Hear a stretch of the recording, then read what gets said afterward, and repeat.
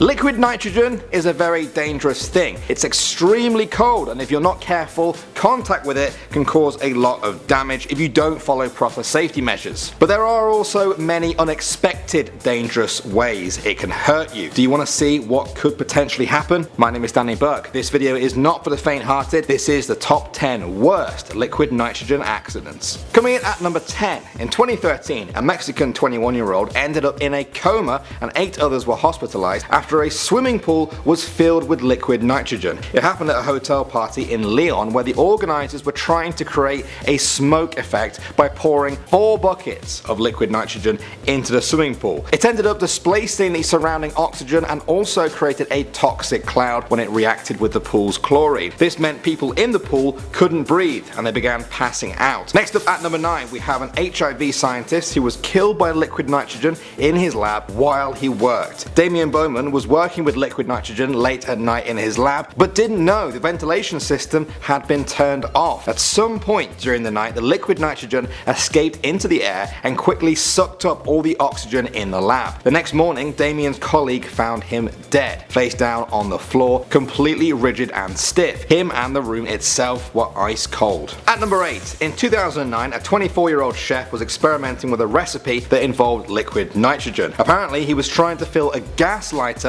with liquid nitrogen when he spilt the canister all over his hands. His colleagues heard an enormous explosion, and when they ran into the room, one of his hands had already been blown clean off. The other hand had to be amputated when he arrived at hospital in a life-threatening condition. Liquid nitrogen can explode like this if it's rapidly vaporized in an enclosed space. Moving on to number 7 now. In 2015, Chelsea Salvacion was found dead in a cryotherapy chamber at a Las Vegas spa where she worked. Usually, the liquid nitrogen that's used in cryotherapy is used to treat skin problems. Chelsea was alone in the facility after hours when she sealed herself in the chamber. Somehow, she ended up breathing in the poisonous liquid nitrogen, and because she was alone, there was nobody to save her as she lost consciousness from a lack of oxygen. Her body was found rock hard solid the next day. Moving on to number 6, in 2012, a British teenager called Gabby Scanlon was rushed into emergency surgery to remove her entire stomach after drinking a cocktail containing liquid nitrogen. Unbelievably, it was served to her at Oscar's wine bar in Lancaster. These fancy cocktails use liquid nitrogen to freeze the ingredients,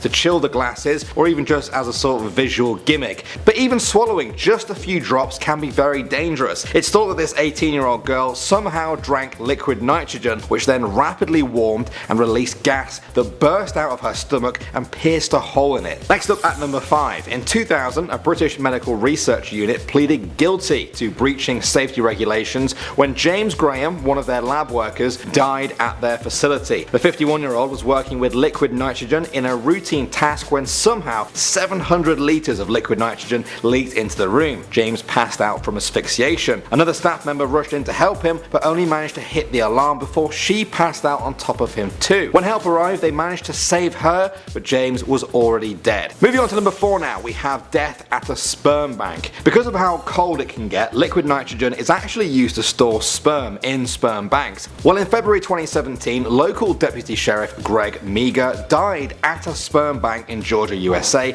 after inhaling liquid nitrogen while trying to save a worker after a distress call. Liquid nitrogen at the facility had leaked everywhere, and just like the other examples we've talked about, it had quickly displaced all of the air in the room, leaving only a poisonous cloud for Greg to breathe in. Amazingly, although he did die, the woman he was trying to save was ultimately fine. Next up at number 3, in 2015, a 65-year-old employee working at a factory in Poland died in a liquid nitrogen accident. It happened at the Tepro factory in Koszalin. His co-workers found him in a vat of liquid nitrogen. The death was a total mystery at first, as there were no surveillance cameras in the area when the accident occurred. The main theory was that he was trying to remove something from the vat when he lost his balance and fell in. At minus 196 degrees Celsius, death would have been almost instantaneous. Alright, at number 2 now. In 2007, Australia was shocked when a microbiologist died after being trapped in a chamber full of leaking liquid nitrogen. Seth Van Nugen was 44 years old and was said to be an experienced and careful worker, and the coroner actually blamed the workplace for poor safety measures. The chamber was being used to store disease and virus samples at low temperatures, but the only warning that there could be danger inside was a warning on a whiteboard and a post-it note saying low airflow. Mr. Nugent wasn't found until 14 hours after his death. And finally at number 1, in 2012 a man from South Carolina died in a liquid nitrogen accident at the ATI Allvac plant in Richburg. 33-year-old Sean Merritt accidentally locked himself in a chamber filled with liquid nitrogen. The coroner said that he died of asphyxiation as the oxygen was sucked out of the room. We've seen a lot of cases like this in the video so far, and the scariest thing to think is that people aren't even aware most of the time that they are being asphyxiated until it's too late, especially if the oxygen loss is rapid, just like it is from a liquid nitrogen leak. Well guys, there was a bit of science for you, pretty morbid science I have to admit. Have you heard any crazy stories about liquid nitrogen yourself? Maybe you know about another potentially dangerous chemical. Let me know in the comment section below. My name's Danny Burke and I'll see you all in the next video.